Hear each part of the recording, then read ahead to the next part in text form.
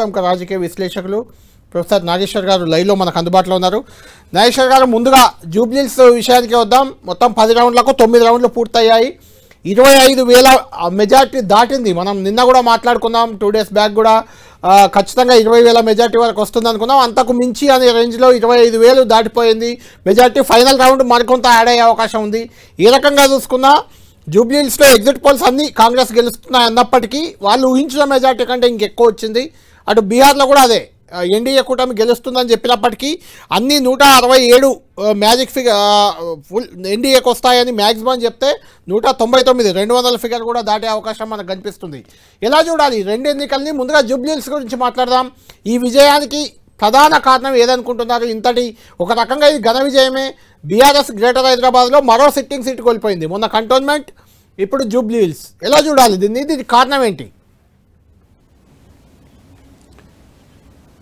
అంటే అననుకూల పరిస్థితుల్ని కూడా ఎదుర్కొని ఒక రాజకీయ పార్టీ కిల్లర్ ఇన్స్టింక్ట్తో పనిచేస్తే, ఒక నాయకుడు కిల్లర్ ఇన్స్టింక్ట్తో పనిచేస్తే ఏ రకంగా ఫలితం తారుమారవుతుంది అనడానికి జూబ్లీహిల్స్ ఒక ఉదాహరణ. మనందరికీ తెలుసు, స్పష్టంగా బీఆర్ఎస్ ఆధిక్యతతో స్టార్ట్ అయింది జూబ్లీహిల్స్ క్యాంపెయిన్. కానీ కాంగ్రెస్ ఆధిక్యతగా మారింది. అంటే వాస్తవంగా ఒక 20,000 మెజారిటీ బీఆర్ఎస్కు ఉండే స్టార్టింగ్లో, ఈ ఎన్నికల ప్రచారం మొదలు కాకముందు. ఇప్పుడు బీఆర్ఎస్కు 20,000 ఆధిక్యత, కాంగ్రెస్ 20-25,000 కంటిన్యూ చేద్దాం. 24,658 ఇప్పటికి మనకు అంతున్న సమాచారం. ఇంకా అఫీషియల్ అనౌన్స్మెంట్ రావాలి. 24,658 ఓట్ల మెజార్టీతో జూబ్లీహిల్స్లో కాంగ్రెస్ అభ్యర్థి నవీన్ యాదవ్ బీఆర్ఎస్ సమీప అభ్యర్థి మాగుంటి సునీతపై విజయం సాధించారు. అఫీషియల్గా అనౌన్స్మెంట్ రావాల్సి ఉంది. మొత్తం కౌంటింగ్ పూర్తయింది. జూబ్లీహిల్స్లో 24,658 ఓట్ల మెజార్టీ నవీన్ యాదవ్కు దక్కింది. ఖచ్చితంగా ఎగ్జిట్ పోల్స్ వేసిన అంచనాల వరకు 10% వరకు, అంటే 20,000 అరౌండ్ 20,000 అనుకున్నారు. అంతకు మించి అనే స్థాయిలో 24,658 ఓట్ల ఆధిక్యం నవీన్ యాదవ్కు దక్కింది. ఓవరాల్గా విజయం సాధించారు. నాగేశ్వర్ గారు చెప్పండి. అంటే ఇది ఒక క్లాసిక్ కేస్. ఇది ఒక ఎలక్షన్ ఏ రకంగా మ్యాసివ్గా షిఫ్ట్ అవుతుంది అని.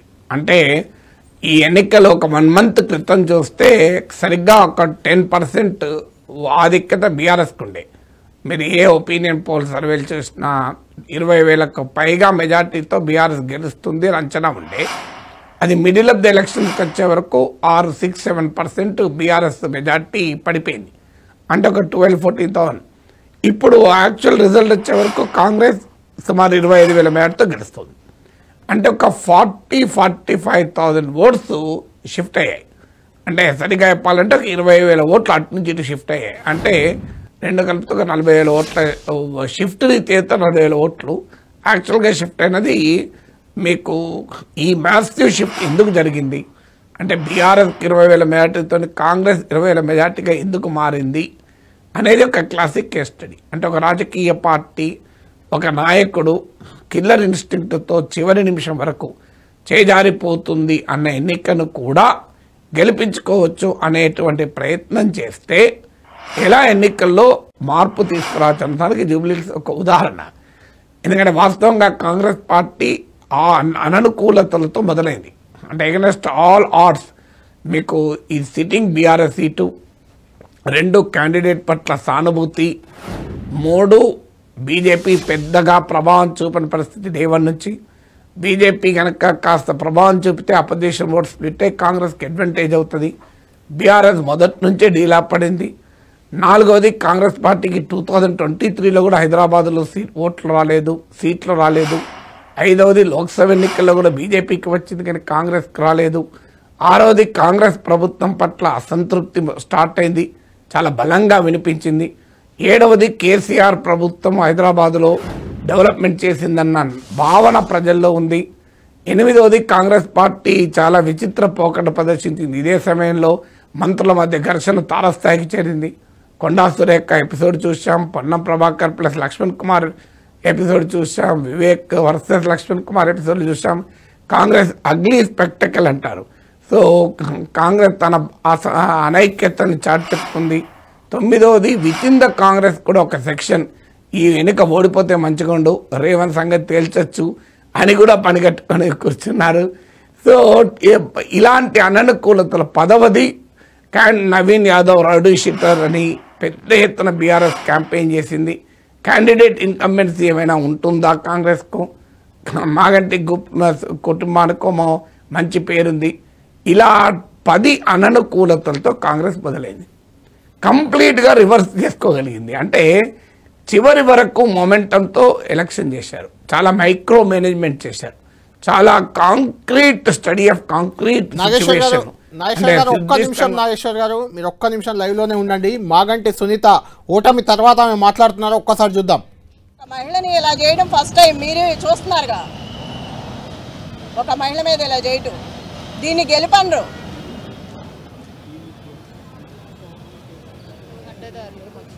అడ్డదారులు వచ్చి అడ్డంగా చేసి చూసా కదా, మొన్న నేను అడ్డం పడ్డాను, ఎక్కడికక్కడ అడ్డం పడతానే వచ్చాను, చాలా చేసుకుంటూ వచ్చాము. అది కూడా లేడీస్ని చేసుకొచ్చాం, అన్ని చోట్ల లేడీస్నే చేసాము, అంత ధైర్యంగా నిలబడి. షేక్పేట లలిత గారు, యూసఫ్ కూడా బోరుబండ మొత్తం నేను. నువ్వెక్కడ? షేక్పేట. తన్నారు, రక్తాలు గారేటట్టు.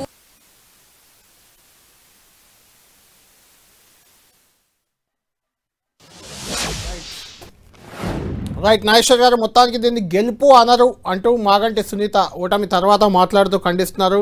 అడ్డదారుల్లో గెలిచారనే ఆరోపణ కూడా, అంటే మనం పోలింగ్ రోజు కూడా చూసాం, ఖచ్చితంగా అక్కడక్కడ స్వల్ప ఘర్షణలు జరిగాయి, దొంగ ఓట్లు వేస్తున్నారని. లేకపోతే కొన్ని పోలింగ్ బూతుల్లో ఆ రోజు కూడా మాట్లాడుకున్నాం, బీఆర్ఎస్ పార్టీ ఏజెంట్లే లేరు, కొన్ని చోట్ల కొన్నారని, కొన్ని చోట్ల అమ్ముడు పోయారని, కొన్ని చోట్ల బెదిరించారని, పారిపోయారని. ఇప్పుడు మాగంటి సునీత కూడా అదే మాట్లాడుతున్నారు. అంటే ఓటమికి కారణాలు, సాకులు వెతుక్కుంటున్నట్లుగా చూడాలా దీన్ని? ఏమైనా కొంత అధికార దుర్వినియోగం కూడా జరిగినట్లు మీకేమైనా అనిపిస్తుందా? అధికారం ఉన్నంతకాలం దుర్వినియోగం ఉంటుంది. అధికారంలో ఉన్నవారు ఎవరైనా దుర్వినియోగం చేస్తారు. దుర్వినియోగం అనొచ్చు, లేదా ఇన్కంబెన్సీ అడ్వాంటేజ్లో ఒక ఫ్యాక్టర్ది. ప్రభుత్వంలో ఉన్నవారు రిసోర్సెస్ పైన, వ్యవస్థలపైన, అన్నిటిపైన ఆధిక్యత ఉంటుంది. They can manage. మనకు అందమైన పేరు పోల్ మేనేజ్మెంట్ కళ్యాణ్. పోల్ మేనేజ్మెంట్లో అధికార పార్టీ ఎప్పుడైనా పైచేయి ఉంటుంది. మునుగోడులో బీఆర్ఎస్ పైచేయి లేకుండా మీకు పోల్ మేనేజ్మెంట్లో. సో అందువల్ల ఎప్పుడైనా బలమైన పొలిటికల్ ట్రెండ్ లేనప్పుడు పోల్ మేనేజ్మెంట్ ఎలక్షన్ సింగ్ చేస్తుంది. ఇప్పుడు మీకు హుజురాబాద్, దుబ్బాకల్లో ఓడిపోయిన బీఆర్ఎస్ మునుగోలు ఎలా గెలగలిగింది? మామూలు మేనేజ్మెంట్ చేశారా? అదే హుజురాబాద్లో మేనేజ్మెంట్ చేసినా గెలవలేకపోయారు. సో అందువల్ల poll management is always a factor, కాదని ఎవరు అనలేరు. డెఫినెట్గా కాంగ్రెస్ పార్టీ కూడా బీఆర్ఎస్తో పోలిస్తే బెటర్ పోల్ మేనేజ్మెంట్ చేయగలిగింది. కానీ బీఆర్ఎస్ అని చెప్పగలుగుతుందా మేము డబ్బులు పంచలేదని? సో వాళ్ళు బీఆర్ఎస్ వాళ్ళు 1000 రూపాయలు పంచితే కాంగ్రెస్ వాళ్ళు 2500 పంచారు. తేడా అంతే తప్ప పంచడం మాత్రం అందరూ పంచారు. సో బీఆర్ఎస్కు గ్రీవెన్స్ ఉండొచ్చు, మమ్మల్ని టాప్ ఆఫ్ వేద్దాం అనుకున్నాం 1000 పైన, కాంగ్రెస్ వాళ్ళు ఇచ్చినాక ఎంత ఇస్తారో చూసుకొని ఇంకో 1000 వేద్దాం అనుకున్నాం, 1000 వేయనీయలేదు, ప్రభుత్వం ఉన్నది కనుక. కానీ గ్రీవెన్స్ ఉండొచ్చు, ఐ కెన్ అండర్స్టాండ్. ఎందుకంటే వాళ్ళు 1000 ముందు ఇచ్చి తర్వాత టాప్ ఆఫ్ వేద్దాం అనుకున్నారు.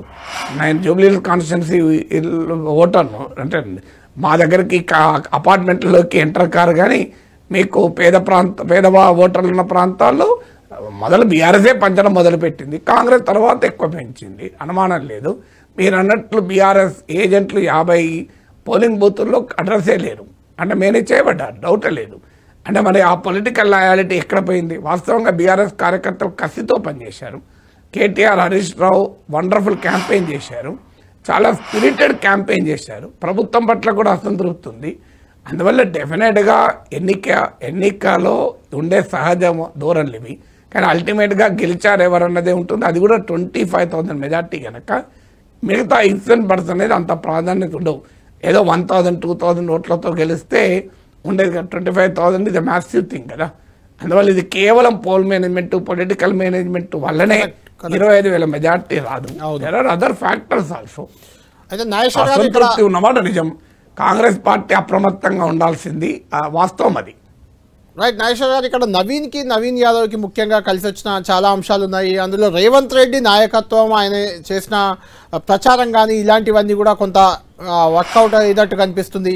అదే సమయంలో అధికార పార్టీ ఉంటేనే అభివృద్ధి జరుగుతుందనే నమ్మకం, అటు ఎంఐఎం మద్దతు, అజారుద్దీన్కు మంత్రి పదవి ఇవ్వడం, అది కూడా కొంత మైనార్టీ ఓట్ బ్యాంకును కాంగ్రెస్ వైపు ఆకర్షించింది. దాంతోపాటు తెలంగాణలో బలంగా ఇప్పుడు నడుస్తుంది బీసీ నినాదం ఒకటి నడుస్తుంది. అక్కడ మిగిలిన ఇద్దరు అభ్యర్థులు దీపక్ రెడ్డి, మాగంటి సునీత ఓసీ అయితే నవీన్ యాదవ్ బీసీ కావడం అనేది కూడా కొంత అడ్వాంటేజ్గా జరిగింది అనేది ఒక చర్చ జరుగుతుంది. ఈ అన్నిట్లో మీరంటే ప్రధాన కారణం ఏది యూజ్ అయింది అంటే ఏం చెప్తారు? అంటే ఇందులో ఒక్కొక్కటి కంట్రిబ్యూట్, ఒక్కొక్క పువ్వేసి చందమామ అన్నట్లు ఒక్కొక్క అంశము కాంగ్రెస్ పార్టీ బీఆర్ఎస్ల మధ్య 10% గ్యాప్, అంటే బీఆర్ఎస్కు 10% ఆధిక్యత ఉండే మొదలుపెట్టినప్పుడు అది స్లోగా ఎరోడ్ అవుతూ వచ్చింది. నవీన్ యాదవ్ క్యాండిడేట్ డెఫినెట్గా కాంగ్రెస్కు పడుతుందని నేను డే 1 చెప్తున్నాను. రౌడీ షీటరు, ఈ పహల్వాన్లు ఇవన్నీ ఆ సాధారణ ఓటర్ల పైన ప్రభావం ఉండదు. మీకు అట్టంటే ఇప్పుడు బీహార్లో ఆనంద్ సింగ్ మర్డర్ అక్యూజ్డ్ జైల్లో ఉన్నాడు, మంచి భారీ మేడతో గెలిచాడు. సో మన రాజకీయాల్లో పైల్వాన్లకు, దాదాగిరికి, రౌడీజానికి నెగిటివ్ ఫ్యాక్టర్స్ ఏం కావు కదా అవి. సో అది అది ఎఫెక్ట్ అయినట్టు ఎఫెక్ట్ అవుతాడు. రాజకీయాల్లో ఎవరు సత్పురుషులు అనేటువంటి చర్చ మొదలవుతుంది.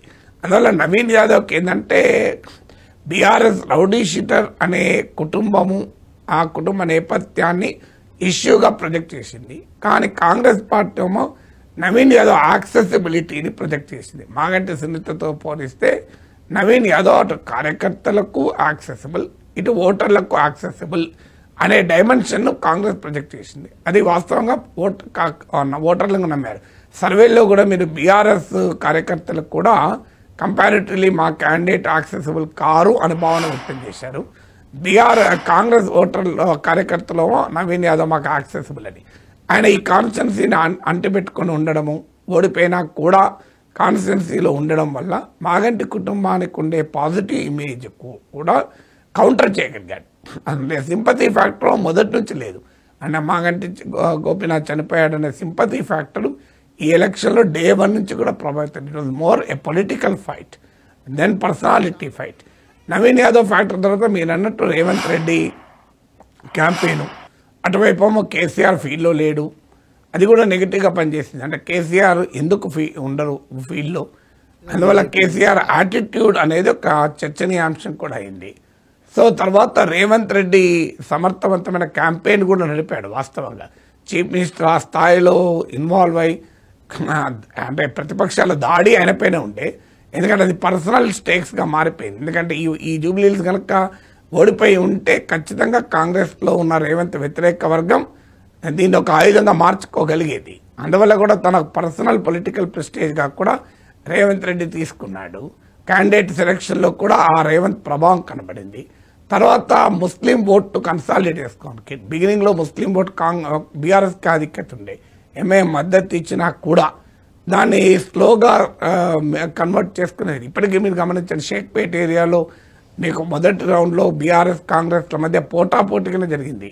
అందువల్ల still BRS has a good sway over Muslim voter. కానీ కాంగ్రెస్ కాస్త ఆ గ్యాప్ను తగ్గించుకోగలిగింది.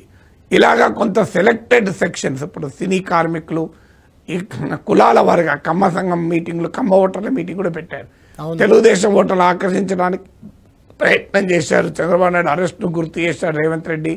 రేవంత్కు చంద్రబాబుకు మధ్య ఉన్న సాన్నిహిత్యాన్ని బీఆర్ఎస్ ఎప్పుడు ఆయుధంగా మార్చుకుంటే అది బెనిఫిట్గా కూడా మారుతుంది కొన్ని సందర్భాల్లో. సో ఇలా ఒక్కొక్క అంశం అన్నిటికీ మించి 3 ఏళ్ళ అధికారంలో ఉంటుంది ఈ ప్రభుత్వం మారదని. ఈలోగా అసలు ఈ జూబ్లీహిల్స్ ఓడిపోతే రేవంత్ ఉంటాడో లేడో అని కేటీఆర్ అన్నాడు. అది కూడా ఓటర్లపై కొంత ప్రభావం చెప్తుంది. ఎందుకంటే ఓటర్లు కామన్ పీపుల్ ఇప్పటికిప్పుడు ప్రభుత్వాలు అన్స్టేబుల్ కావాలి, అస్థిరం కావాలి, ఉన్న ప్రభుత్వాల పతనం కావాలి, గందరగోళం కావాలని ప్రజలు కోరుకోరు. రాజకీయ నాయకులు కోరుకుంటారు. సో కానీ ప్రజలు కోరుకోరు.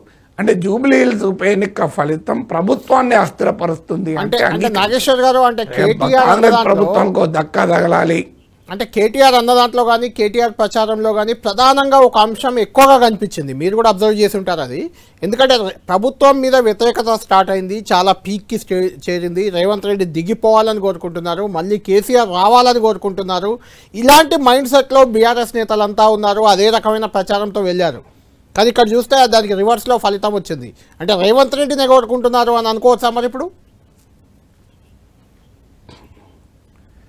ఇది రేవంత్ కోరుకుంటున్నారా కేసీఆర్ కోరుకుంటున్నారా అన్న దానికన్నా కూడా ఆ అసంతృప్తి అనేది ఇంకా ఘనీభవించలేదు, సాలిడిఫై కాలేదు. రేవంత్ ప్రభుత్వం పట్ల అసంతృప్తి స్పష్టంగా కనిపించింది మీకు ప్రచార సందర్భంగా.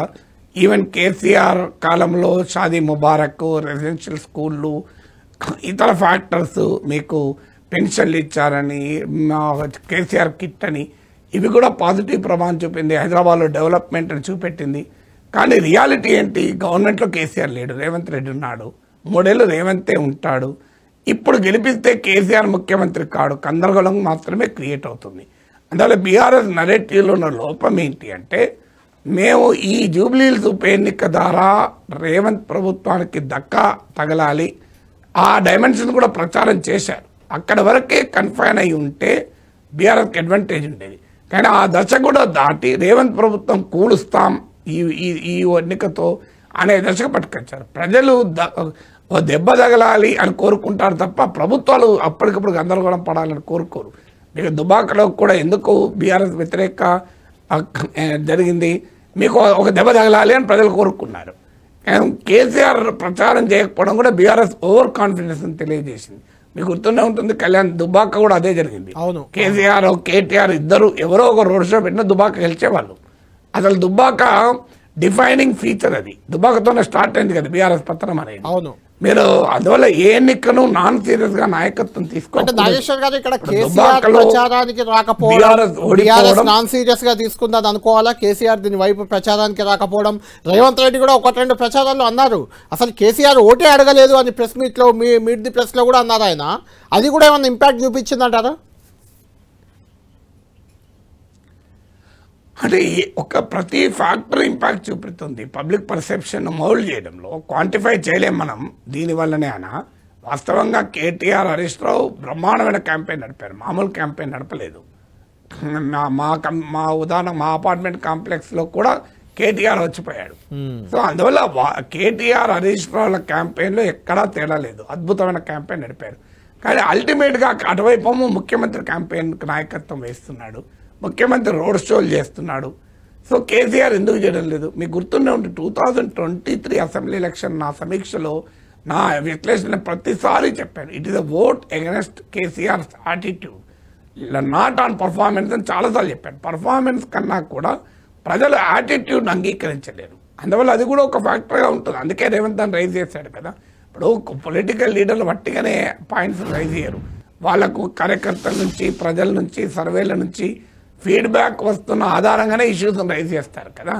సో కేసీఆర్ కనీసం అప్పీల్ కూడా చేయకపోవడం ఏంటి అంటే, ఇది మరి ఓవర్ కాన్ఫిడెన్స్ అనుకోవాలా లేదా ఓటర్ల పట్ల చులకన భావం అనుకోవాలా అనే క్వశ్చన్ కూడా కాంగ్రెస్ పార్టీ తీసుకెళ్ళింది. కానీ వాస్తవంగా కేటీఆర్, హరీష్ రావుల ప్రచారం కూడా లాస్ట్ 3-4 డేస్కి వచ్చే వరకు బీఆర్ఎస్ ప్రచార మూమెంటం లేదు. చివరి వరకు వచ్చే వరకు కాంగ్రెస్ ప్రచార మూమెంటం కన్సిస్టెంట్గా పెరుగుతూ వచ్చింది. బీఆర్ఎస్ ప్రచార మూమెంటం చివరి దశకు వచ్చే వరకు ఆగిపోయింది. ఎందుకు ఆగిపోయిందో ఇప్పటికీ అంతుపట్టదు. లాస్ట్ 3-4 డేస్లో మాత్రం బీఆర్ఎస్ చతికిలబడ్డది. ఒకరు బీఆర్ఎస్ వాళ్ళు అడిగితే ప్రభుత్వం వాళ్ళ చేతిలో ఉంది, వాళ్ళు ఆటోమేటిక్గా ఎక్కువ డబ్బులు పంచుతున్నారు, మమ్మల్ని పంచనివ్వరు, మా కార్యకర్తల్ని లాగేస్తున్నారు, ఇలాంటి ఫ్యాక్టర్స్ ఉండొచ్చు కావని అన్నాడు. కానీ బట్ చివరి వరకు ఎప్పుడు కూడా గుర్తించండి మీరు, పాలిటిక్స్లైనా, స్పోర్ట్స్లైనా, బిజినెస్లోనైనా ఒక దెబ్బతింటున్న దాన్ని కూడా కిల్లర్ ఇన్స్టింక్ట్తో కాపాడుకోవచ్చు, అవకాశం లేని దగ్గర కూడా కిల్లర్ ఇన్స్టింక్ట్తో నిలబెట్టుకోవచ్చు. అందుకే ఎప్పుడు కూడా పొలిటికల్ లీడర్ చివరి బంతి వరకు కూడా ఆడాలి. క్రికెట్ అయినా పాలిటిక్స్ ఆడకపోతే దెబ్బతినే ప్రమాదం ఉంటుందని ఈ ఎన్నిక ఒక ఉదాహరణ కదా. రైట్ నాగేశ్వర్ గారు, ఇక్కడ ఇంకొక ఇంపార్టెంట్ అండ్ మేజర్ పాయింట్ కూడా చివరి దశలో మీరు అన్నారు 3 రోజులు బీఆర్ఎస్ చతికిలబడింది, ప్రచారంలో వెనుకబడింది అని. వెనుకబడడంతో పాటు అక్కడ 3 రోజులు, చివరి 3-4 రోజులు ఒక ఫ్యాక్టర్ కొత్తగా వచ్చింది. అసలు మాగంటి సునీత గోపీనాథ్ వైఫే కాదు అంటూ ఆయన, మాగంటి గోపీనాథ్ తల్లి స్వయంగా మీడియా ముందుకు వచ్చి ఇంటర్వ్యూలు ఇచ్చింది. ఆయన మొదటి భార్య, మొదటి కుమారుడు, వాళ్ళంతా మీడియా ముందుకు వచ్చారు. ఆ చివరి 3-4 రోజులు వాళ్ళ చుట్టే న్యూస్, సోషల్ మీడియా అంతా తిరిగింది. దాంతో కూడా అభ్యర్థిపై ఏమైనా ఎఫెక్ట్ పడి ఉంటుందా అనుకోవచ్చా మనం? అది కొంచెం బీఆర్ఎస్ని వెనక్కి నెట్టింది అనుకోవచ్చా? అంటే అదొక డైమెన్షన్, అదొక బీఆర్ఎస్ని ఒక రకంగా ఎంబరాస్మెంట్లో పడేసింది. అంటే పర్సెప్షన్ వార్లో ఫిజికల్గా ఓటింగ్ పైన ఎంత ప్రభావం చూపింది అంటే లిమిటెడ్గానే ఉంటుంది. ఎందుకంటే ఈ ఎలక్షన్లో సానుభూతి అనే ఫ్యాక్టర్ లేదు. మీకు సానుభూతి అనే ఫ్యాక్టర్ ఉంటే ఈ డెవలప్మెంట్ కాస్త ఇంకెక్కువ ఇబ్బంది పెట్టేది. కానీ ఎంతో కొంత అయితే సానుభూతి జీరో ఉండదు కదా. ఇప్పుడు 10% 15% ఓటర్లు అయ్యో సునీత పట్ల సానుభూతి ఉందనుకోండి, అది కాస్త దెబ్బతినడానికి ఇది ఉపయోగపడుతుంది. ప్రధాన అంశముగా చెప్పలేం, కానీ అదొక డైమెన్షన్గా కూడా ఉండడానికి అవకాశం ఉంటుంది. వాస్తవంగా ఏంటంటే కాంగ్రెస్ పార్టీ ఏ అంశాన్ని వదిలేయలే. నిజంగా చెప్పాలంటే చాలా సైంటిఫిక్గా ఈ ఎలక్షన్ ఫైట్ చేశారు. వాళ్ళు సర్వేల ద్వారా, ఇంటెలిజెన్స్ ద్వారా సమాచారాన్ని తెప్పించుకుంటూ ఎవ్రీ పాయింట్ను ఎనలైజ్ చేస్తూ ఎలా దాన్ని తమకు వ్యతిరేకత ఉంటే అనుకూలతగా మార్చుకోవాలి. ఇప్పుడు ఉదాహరణకు తెలుగుదేశం అనుకూల ఓటర్లు, ముఖ్యంగా కమ్మ ఓటర్లు ఈ కాన్స్టిట్యున్సీలో మీకు బీఆర్ఎస్కి అనుకూలంగా ఉన్నారు. అంటే మొదటి నుంచి కూడా తెలుగుదేశం అనుకూల ఓటు సిటీలో బీఆర్ఎస్కి వెళ్ళింది. అందులో మాగంటి సునీత నేపథ్యం వల్ల కూడా కమ్మ ఓటర్లు అనుకుంటే మీరు గమనించారు, కమ్మ సంఘం మీటింగ్ పెట్టారు కాంగ్రెస్ వాళ్ళు. పెట్టి చంద్రబాబు అరెస్ట్ అయినప్పుడు నిరసన కూడా తెలపనివ్వలేదు అని రేవంత్ రెడ్డి అన్నాడు. అంతకుముందు కేటీఆర్ ఏమో హైదరాబాద్ చంద్రబాబు నాయుడు అభివృద్ధి చేశాడు, రేవంత్ రెడ్డి కిరణ్ కుమార్ రెడ్డి అభివృద్ధి చేశాడు, రోషయ్య అభివృద్ధి చేశాడని చెప్పాడు. అంటే ఏ సీమాంధ్ర నేతలపైతనైతే బీఆర్ఎస్ ఉద్యమం చేసిందో కేటీఆర్ వరుస పెట్టి చంద్రబాబు నాయుడు, రాజశేఖర రెడ్డి, కిరణ్ కుమార్ రెడ్డి, రోషయ్య వీళ్ళందరూ హైదరాబాద్ అభివృద్ధి చేశారు, రేవంత్ ఒక్కడే ముంచేశాడని చెప్పాడు. అది జనం ఎలా యాక్సెప్ట్ చేస్తారు? బీఆర్ఎస్ మునికి ఏంటి? మరి ఎందుకు బీఆర్ఎస్ తెలంగాణ ఉద్యమం నడిపింది? సీమాంధ్ర ముఖ్యమంత్రులు అంతా అద్భుతంగా తెలంగాణ అభివృద్ధి చేస్తే, హైదరాబాద్ అభివృద్ధి చేస్తే మరి బీఆర్ఎస్ ఎందుకు ఉద్యమం జరిపిందనే క్వశ్చన్ వస్తుంది కదా. So people don't accept it కదా. ఎలక్షన్ల కొరకే ఇది అంటున్నారు అని. కిరణ్ కుమార్ రెడ్డి పైన అయితే మామూలు పోరాటం కదా. అవును నాగేశ్వర్ గారు, ఇలా ప్రధానంగా చివరి వరకు వచ్చేసరికి రేవంత్ రెడ్డి కూడా మొదట్లో ముగ్గురు మంత్రులకు తుమ్మల నాగేశ్వరరావు, వివేక్, పొన్నం ప్రభాకర్ ముగ్గురు మినిస్టర్లకే ఇన్ఛార్జ్ ఇచ్చారు. మొదట్లో అంతా వాళ్ళే చూసుకున్నారు. చివరికి వచ్చేసరికి ఎవ్రీ డివిజన్కి 2 మంత్రులను రంగంలోకి దింపారు. ఇది గెలవకపోతే ఇక చావో రేవో అనే రకంగా అటు ముఖ్యమంత్రి, ఇటు మంత్రులు, అటు ఎమ్మెల్యేలు అంతా మొత్తం మకాం వేసి ప్రయత్నం చేశారు. అది కొంత సక్సెస్ అయినట్టే కనిపిస్తుంది. అయితే ఓవరాల్గా తెలంగాణ ఏర్పడిన తర్వాత మీరు అబ్జర్వ్ చేస్తే కేవలం తెలంగాణ ఏర్పడిన తర్వాత నాగార్జున సాగర్లో నోముల నరసింహయ్య చనిపోతే ఆయన కుమారుడికి బీఆర్ఎస్ టికెట్ ఇచ్చి గెలిపించుకుంది. ఆ ఒక్క సెంటిమెంట్ వర్కౌట్ అయింది. అక్కడ జానారెడ్డి ఓడిపోయారు. అది మిరాయిస్తే మిగిలినది పాలేరు కానీ, లేదంటే దుబ్బాక కానీ, నారాయణ ఖేడ్ కానీ ఎక్కడ చూసుకుందా, ఈవెన్ ఇప్పుడు జూబ్లీహిల్స్ కానీ ఎమ్మెల్యే చనిపోతే ఈవెన్ కంటోన్మెంట్ కూడా ఎమ్మెల్యే కుటుంబ సభ్యులకు టికెట్ ఇస్తే ఎక్కడ గెలిచిన దాఖలాలు లేవు. అది మళ్ళొక్కసారి కంటిన్యూ అయినట్టే మనకు కనిపిస్తుంది. అంటే సెంటిమెంట్ రాజకీయాలకు కాలం చెల్లింది అని అనుకోవచ్చా? అదే కాదు, మీకు లింగోజీ కూడా ఉప ఎన్నిక కూడా ఉంది మీకు కార్పొరేటర్, అక్కడ కూడా పనిచేయలేదు సెంటిమెంట్. అవును, గమనిస్తే అది కార్పొరేటర్ ఎన్నికలో కూడా కాంగ్రెస్ గెలిచింది, బీఆర్ఎస్ పోటీ పెట్టకపోతే. అవును. సో అందువల్ల మీకు అంటే ఈవెన్ నాగార్జున సాగర్ కూడా ఐ డోంట్ థింక్ అది సెంటిమెంట్ ఫ్యాక్టర్ కాదు. అది అక్కడ కూడా గెలవడానికి పొలిటికల్ ఫ్యాక్టర్. మీకు అంతకుముందు హుజూర్ నగర్ కూడా గెలిచారు కదా బీఆర్ఎస్. ఇంకా అప్పటికి కేసీఆర్ ప్రభుత్వం పైన అసంతృప్తి ఒక స్థాయికి రాలే, క్వాలిటేటివ్ స్థాయికి. అందువల్ల నాగార్జున సాగర్ గెలవలేదు. హుజూర్ నగర్లో ఉత్తమ్ కుమార్ రెడ్డి సిట్టింగ్ సీట్ అది. ఈవెన్ నాగార్జున సాగర్ అన్న BRS sitting seat, Congress sitting seat కూడా బీఆర్ఎస్ గెలుచుకుంది కదా మనకు హుజూర్ నగర్లో. అందులో ఉత్తమ్ కుటుంబానికి మంచి పలుకుబడి ఉన్న కాన్స్టిట్యున్సీ. ఆయన స్వయాన ఎంపీ కావడం వల్ల రాజీనామా చేసినటువంటి సీట్ అది. అయినా కూడా ఆ సీటు కూడా గెలుచుకున్నారు కదా. సో అందువల్ల మీకు తెలంగాణ పాలిటిక్స్ ముందుకు వచ్చినప్పుడు సెంటిమెంట్ పనిచేయవు. సమాజం మారిపోతుంది కదా, ఒకప్పట్లాగా లేదు సమాజం. సో పాలిటిక్స్ డామినేట్ అయినప్పుడు సెంటిమెంట్ ఇష్యూస్గా ముందుకు రావు. సో పాలిటిక్స్ ఆల్వేస్ డామినేట్ కదా. ఇక్కడ కూడా జూబ్లీహిల్స్లో కూడా ఈరోజు పొలిటికల్ ఫైట్, కాంగ్రెస్ బీఆర్ఎస్ల మధ్య పొలిటికల్ ఫైట్. మీకు ఇక్కడ ఇంట్రెస్టింగ్ డైమెన్షన్ బీజేపీ అడ్రస్ లేకుండా పోవడం ఒక ఇంట్రెస్టింగ్ డైమెన్షన్ కూడా. సో అందువల్ల అది కూడా కారణం పొలిటికల్ ఫైట్. ఇది essentially Jubilee Hills was a political fight. అందువల్ల ఇక సెంటిమెంట్, ఇతర ఫ్యాక్టర్స్ అన్నీ కూడా వాటి ప్రాధాన్యత తగ్గిపోతుంది. రాజకీయంగా అసంతృప్తి కాంగ్రెస్ ప్రభుత్వం పైన ఉంది. ఆ అసంతృప్తి మేనేజబుల్ లెవెల్లో ఉందా, అన్మేనేజబుల్ లెవెల్లో ఉందా అనేదే పాయింట్. ప్రతిసారి అసంతృప్తి ఓటమికి దారి తీయదు. అసంతృప్తి ఉంటుంది, అన్ని సందర్భాల్లో అది ఓటమికి దారి తీయదు. కొన్ని సందర్భాల్లో మాత్రమే అది ఓటమికి దారి తీస్తుంది. కొన్ని సందర్భాల్లో అది మేనేజబుల్గా ఉంటుంది, కొన్ని సందర్భాల్లో అన్మేనేజబుల్గా ఉంటుంది. ఇక్కడ ఇంకా మేనేజబుల్ లెవెల్స్లోనే అసంతృప్తి ఉంది అనేది ఇక్కడ క్లియర్గా అర్థమవుతుంది. అంటే బీఆర్ఎస్ చాలా ఇంకా ఎక్కువ వర్క్ చేయాలి, కాంగ్రెస్ పార్టీ జాగ్రత్త పడాలి. రైట్ నాగేశ్వర్ గారు, ఇంకా మెయిన్ పాయింట్ ఫైనల్గా కంక్లూడ్ చేద్దాం ఈ జూబ్లీహిల్స్ నియోజకవర్గానికి సంబంధించి. ఎందుకంటే ఈ జూబ్లీహిల్స్ గెలుపు అనేది కాంగ్రెస్ పార్టీలో కొంత ఆత్మస్థైర్యాన్ని ఆత్మవిశ్వాసాన్ని పెంచితే బీఆర్ఎస్ కొంచెం డీలా పడిపోయే అవకాశం అయితే కనిపిస్తుంది. ఈ నేపథ్యంలో రానున్న రోజుల్లో స్థానిక ఎన్నికలు, జిహెచ్ఎంసీ ఎన్నికలు ఉన్నాయి. దీంతోపాటు 10 మంది ఎమ్మెల్యేలు పార్టీ మారారు, వారి మెడపై అనర్హత ఉచ్చు వేలాడుతుంది. ఈ ఊపులో ఇంకొంతమంది ఎమ్మెల్యేలను తీసుకొని బీఆర్ఎస్ ఎల్పీనే విలీనం చేస్తామనేది కాంగ్రెస్ వ్యూహరచనగా కనిపిస్తుంది. ఈ అన్నిటి ఎఫెక్ట్, ఈ ఎన్నిక ఎఫెక్ట్ వీటన్నిటిపై ఏమైనా ఉంటుందా, ఉండదా, ఫ్యూచర్లో ఎలా ఉండబోతుంది? అంటే డెఫినెట్గా ఇప్పుడు కాంగ్రెస్ వైపు నుంచి మరింత మంది బీఆర్ఎస్ ఎమ్మెల్యే లాక్కోవడానికి ప్రయత్నం జరుగుతుంది. కానీ ఇప్పుడు నిజంగానే ఫిరాయింపుదారుల సీట్లు ఖాళీ ఇప్పుడు ఇటీవల కలకత్తా హైకోర్టు కూడా ముకుల్ రాయ్ జడ్జిమెంట్ ఇచ్చింది డిస్క్వాలిఫై చేస్తూ. డిస్క్వాలిఫై అయితే ప్రతి ఎన్నిక జూబ్లీహిల్స్ ఎన్నిక కాదు, అది మర్చిపోకూడదు. సో కాంగ్రెస్ పార్టీ కూడా జాగ్రత్త పడాల్సింది. జూబ్లీహిల్స్లో కాంగ్రెస్ పార్టీ ఒక రకంగా భూమి ఆకాశాలను ఏకం చేసింది, మూవింగ్ హెవెన్ అండ్ ఎర్త్ అని. ఒక అసాధ్యమైన దాన్ని సుసాధ్యం చేసింది. అది సింగిల్ ఎలక్షన్లో చేయగలుగుతారు. మీరు ఒక భారీగా ఎన్నికలు వస్తే చేయలేరు, ప్రతి సందర్భంలోనూ అది సాధ్యం కాదు కదా. ఒక ఎన్నికలో సాధ్యమైంది, ప్రతి ఎన్నికలో సాధ్యం కాదు. అందువల్ల ఉప ఎన్నికలంటూ వస్తే కాంగ్రెస్ పార్టీకి సవాల్, అఫ్కోర్స్ బీఆర్ఎస్ కూడా సవాల్. సిట్టింగ్ సీట్లు నిలబెట్టుకోవాలి కనుక. అప్పుడు ఇది సిట్టింగ్ సీటు హైదరాబాదులో, అందువల్ల డెఫినెట్గా బీఆర్ఎస్ ఎమ్మెల్యేలు మరింత మందిని తీసుకోవడానికి ప్రయత్నం చేస్తుంది.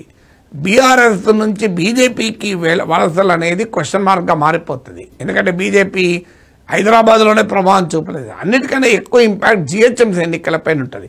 ఇప్పుడు ఒక మోడల్, ఒక ప్రోటోటైప్ కాంగ్రెస్కు దొరికింది. సో ఏంటి ఆ ఒక రెసిపీ లేదా ఒక మోడల్, ఇంకో this is how to win election. So Jubilee Hills Hyderabad సిటీలో కాంగ్రెస్కు బలం లేకపోయినా, బలం లేదని అందరూ అనుకున్నారు, కానీ కాంగ్రెస్ గెలిచింది. కానీ ఇక్కడ మనం గమనించాల్సింది, ఈ ఎన్నికల్లో మొదటి నుంచి కూడా కాంగ్రెస్ పార్టీకి 40% ఓటింగ్ ఉంది. మీకు అసెంబ్లీ ఎన్నికల్లో కాంగ్రెస్ గెలిపించింది 40% ఓటింగే, లోక్సభ ఎన్నికల్లో 8 సీట్లు ఇచ్చింది 40% ఓటింగే. జూబ్లీహిల్స్ ఎన్నికల్లో కూడా 40%, అరౌండ్ 40%తో స్టార్ట్ అయింది. దాన్ని 50% ఎబోకు పెంచుకోగలిగింది. నిజంగానే కాంగ్రెస్కు 40% ఉండి ఉండకపోతే 50% సాధ్యమయ్యేదే కాదు. ఇప్పుడు ఇంకా 30% రేంజ్లో కనుక కాంగ్రెస్ ఉండి ఉంటే నువ్వు ఎన్ని చేసినా కూడా పోల్ మేనేజ్మెంట్లు, పొలిటికల్ మేనేజ్మెంట్ 50% చేయవు. సో అందువల్ల అది కూడా మనం మర్చిపోకూడదు. అంటే అసంతృప్తి మొదలైంది, కానీ అది ఇంకా పండలే. ఈలోగానే బీఆర్ఎస్ కోసుకుందామని చూసింది, కానీ కోత కాలే. సో అందువల్ల నీకు రైప్ స్టేజ్కి రావాలి అంటే ఆ చైన్ వీక్ కావాలి, ఇంకా వీక్ కాలే. తర్వాత బీఆర్ఎస్ కూడా గుర్తుంచుకోవాలి, ఒకప్పట్లాగా పార్టీలు కూడా లాయల్గా లేరు. మీరు ఓటరే కరప్ట్ అని అనుకుంటున్నారు, పార్టీలు కూడా కరప్ట్ చేశారు. నాయకత్వం తమ అవసరాల కోసం కార్యకర్తలకు డబ్బులు ఇచ్చి పని చేయించుకుంటున్నారు. సో ఇప్పుడు బీఆర్ఎస్లో కానీ కాంగ్రెస్ అన్ని పార్టీల్లో కూడా కార్యకర్తలు పనిచేయాలని డబ్బులు ఇవ్వాలి. ఈ స్థాయికి వచ్చాక డబ్బులు ఎవరితో వాళ్ళు ఏ పార్టీ అయితే ఆ పార్టీ ఓటర్ మారినట్టు కార్యకర్తలు కూడా మారుతారు కదా. కార్యకర్తలకు డబ్బులు ఇవ్వడం కాదు, ఓటర్లలో ఎవరి పార్టీ సానుభూతి పనులు ఎవరో వాళ్ళకే ముందు డబ్బులు ఇస్తున్నారు. అంతే కదా. ఇప్పుడు మన వాళ్ళు ఎలాగో ఓట్లు వేస్తారు ఉండొచ్చు, అంటే అన్ని వైపులా ఉన్నాయి. ఇప్పుడు అవును, బీజేపీ వాళ్ళు ఓన్లీ తమ ఓటర్లకే పోల్ మేనేజ్మెంట్ చేశారని ప్రచారం కూడా జరిగింది. ఎందుకంటే ఎలాగో తమ ఓటు, ఇప్పుడు ఏమైందంటే మన ఓటర్ మనకు నిలబడాలన్నా డబ్బులు ఇవ్వాలి, మన కార్యకర్త మనకు పనిచేయాలన్నా డబ్బులు ఇవ్వాలి. సో ప్రత్యర్థి పార్టీ ఓటర్ను లాక్కోవాలన్నా డబ్బులు ఇవ్వాలి, ప్రత్యర్థి పార్టీ కార్యకర్త డబ్బులు ఇవ్వాలి.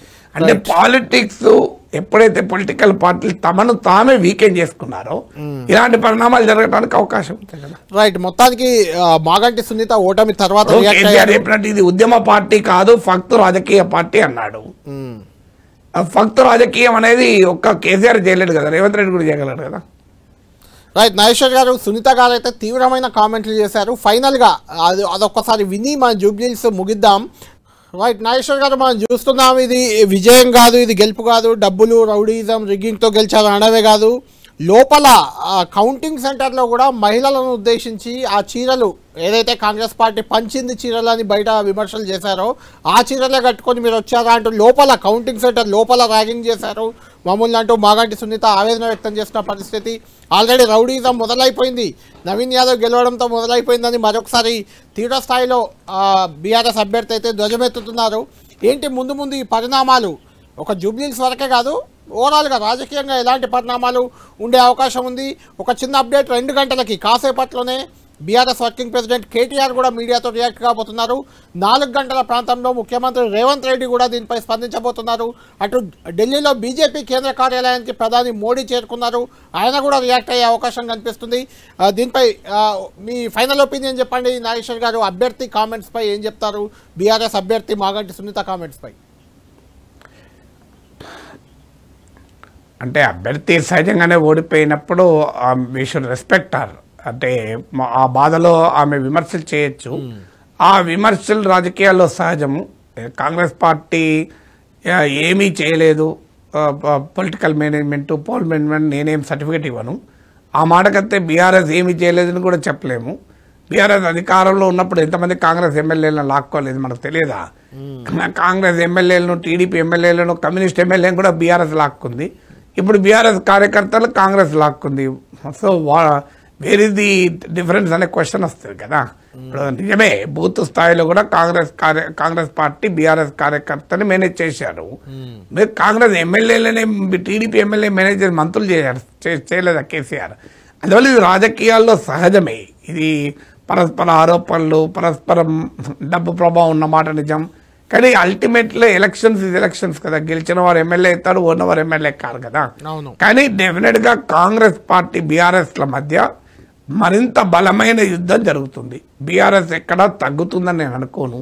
ఒక రకంగా బీఆర్ఎస్కు ఆనందపడాలి. అది తాము గెలవకపోయినా బీజేపీ ప్రభావం చూపలేకపోయింది. ఎందుకంటే ఇది బీఆర్ఎస్కు 2 ఫ్రంట్ ఫైట్. ఒకటి కాంగ్రెస్ పైన పోరాడి తన సిట్టింగ్ సీట్ నిలబెట్టుకోవాలి, రెండవది అపోజిషన్ స్పేస్లో కోల్పోయిన స్థానాన్ని నిలబెట్టుకోవాలి. ఎందుకంటే లోక్సభ ఎలక్షన్స్లో బీఆర్ఎస్కు 17% వచ్చింది, బీజేపీకి 35% వచ్చింది. సిటీలో ఉన్న సీట్లన్నీ కూడా బీఆర్ఎస్ ఓడిపోయింది. మీకు సికింద్రాబాద్ ఓడిపోయింది, మల్కాజ్గిరి ఓడిపోయింది, చేవెళ్ళ ఓడిపోయింది. అందువల్ల బీఆర్ఎస్ హ్యాపీ కావాల్సింది ఏంటంటే BJP is not in the field. అంటే రేపు కాంగ్రెస్ పట్ల అసంతృప్తి పెరిగితే అది ఆటోమేటిక్గా బీఆర్ఎస్కి అడ్వాంటేజ్ అవుతుంది కదా. సో మీకు ఆ బీజేపీ పోటీలో లేకుండా చేయడం రేపు జిహెచ్ఎంసీ ఎన్నికలకు కూడా బీఆర్ఎస్కి అడ్వాంటేజ్ అవుతుంది. రైట్ నాగేశ్వర్ గారు. Right, okay. మొత్తానికి ఇది జూబ్లీహిల్స్ ఎన్నికకు సంబంధించి ఈ పరిస్థితి ఉంది. ముఖ్యంగా జూబ్లీహిల్స్ ఎన్నికల్లో నాగేశ్వర్ గారు, జూబ్లీహిల్స్ ఎన్నికల్లో ఖచ్చితంగా క్లియర్ కట్గా కాంగ్రెస్ పార్టీ మెజార్టీ సాధించింది, ఘన విజయం సాధించిందని చెప్పుకోవచ్చు. మీరు అన్నట్టు బీజేపీ డిపాజిట్ కూడా కోల్పోయింది. 10,000 ఓట్లు, 10,000 ఓట్ల మార్కు మాత్రం దాటింది, కనీసం 10,000 ఓట్లు తెచ్చుకుంది. అంటే బీఆర్ఎస్ కాంగ్రెస్ మెజార్టీ ఓట్లు కూడా అలా 2 పార్టీల మధ్య ఉన్న మెజార్టీ గ్యాప్ కూడా వీళ్ళకి రాలేదు బీజేపీకి. అంటే బీజేపీ ముందు బీజేపీ పరిస్థితి ఏంటి అంటే సగం కూడా రాలేదు. అవును, అంటే బీజేపీ మీకు ఇదే అసెంబ్లీ సెగ్మెంట్లో కిషన్ రెడ్డి ఎంపీకి వచ్చినప్పుడు ఎన్ని ఓట్లు వచ్చాయి లెక్క తీయండి, ఆశ్చర్యం వేస్తుంది మనకు. సో దాంతో పోలిస్తే 10,000 ఓట్లకే పరిమితం అయ్యారంటే బీజేపీ క్లెయిమ్స్ మేమే ప్రత్యామ్నాయం రాబోయే ఎన్నికల్లో కాంగ్రెస్ పార్టీకి అని చెప్పుకున్నది కాస్త డిస్ప్రూవ్ అయింది. రెండవది 14% ఓటు అసెంబ్లీ ఎన్నికల్లో వచ్చింది, 35% లోక్సభ ఎన్నికల్లో వచ్చింది. అంటే అంత బ్రహ్మాండమైన అవకాశాన్ని వచ్చి కూడా ఒక హిస్టారిక్గా ఆ ఆపర్చునిటీని బీజేపీ కోల్పోయింది. వాళ్ళలో అంతర్గత కుమ్ములాటలు కావచ్చు, అనైక్యత లేకపోవచ్చు. బీజేపీలో కూడా ఇప్పుడు ఇతర పార్టీల నుంచి వచ్చిన నాయకులు ఎంత మేరకు ఇంకా బీజేపీలో ఉంటారో అనుమానమే. మీరు చూడండి, బీజేపీ కూడా తమ ఇతర పార్టీ నుంచి వచ్చిన నాయకులు నిలుపుకోవటానికి కూడా సవాల్ అవుతుంది. స్థానిక సంస్థ ఎన్నికల్లో కూడా బీజేపీ పెద్ద సవాల్ ఎదుర్కొంటుంది. ఎందుకంటే బీజేపీకి మొదటి నాయకత్వం లేదు, స్థానిక నాయకత్వం. గ్రేట్ జిహెచ్ఎంసీ ఎన్నికల్లో లాస్ట్ టైం బీజేపీ బ్రహ్మాండమైన పర్ఫార్మెన్స్ చూపింది. అందువల్ల డెఫినెట్గా ఈ ఎన్నిక బీజేపీకి మాత్రం తీవ్రమైన దెబ్బ. అయితే రాజకీయాల్లో ఏది శాశ్వతంగా ఉండదు. సో ఎప్పుడు ఏ మార్పు వచ్చేది తెలియదు కదా. అంటే మొన్నటి అసెంబ్లీ ఎన్నికల్లో బీజేపీకి జూబ్లీహిల్స్ నియోజకవర్గంలో దాదాపు 25,000 ఓట్లు వచ్చాయి మొన్నటి అసెంబ్లీ ఎన్నికల్లో. పార్లమెంట్కి వచ్చేసరికి అది ఆల్మోస్ట్ 65,000-70,000కు చేరింది. కానీ ఇప్పుడు చూస్తే 10,000 మార్కే అతి కష్టం మీద దాటింది. ఒక్క నిమిషం నాగేశ్వర్ గారు.